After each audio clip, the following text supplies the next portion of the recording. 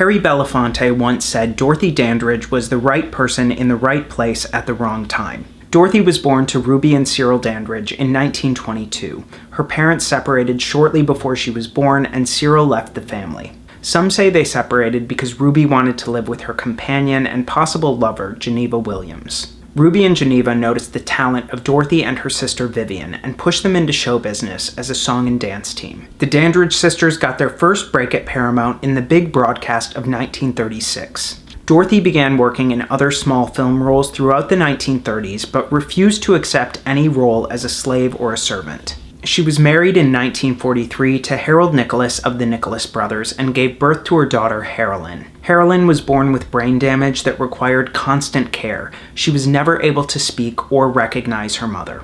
The marriage was an unhappy one, and by 1948, Harold had left the family.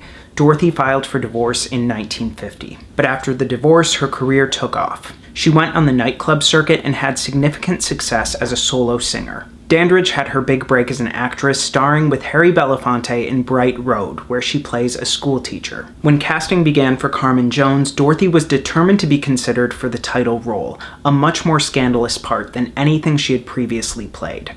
Before meeting with her, director Otto Preminger said that he couldn't see her in the part, given her previous work.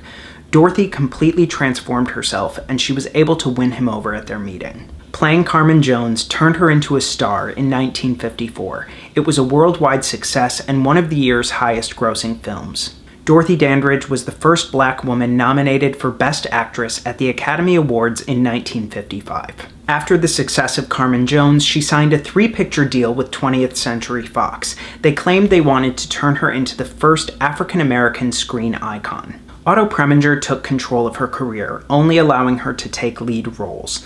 Notably, she gave up the role of Tuptim in The King and I. After 3 years away from the screen, she finally agreed to appear in Island in the Sun. The story featured an interracial love affair, which was controversial for the time, but the film ended up being another huge success. Unfortunately, every film that followed was a flop. Good roles became hard to find, and she was limited in her pick of leading men since there were so few black actors at her level within the industry. She was forced to file for bankruptcy, and she put her daughter Harolyn into state care before moving into a small apartment. Dorothy began mixing antidepressants with drinking, and it affected her ability to perform. On September 8, 1965, Dorothy Dandridge was found unresponsive in her apartment by her manager. The death was determined to be an accidental overdose before it was later determined she died from a complication with a foot fracture. Despite her massive success, Dorothy Dandridge had $2.14 to her name at the time of her death.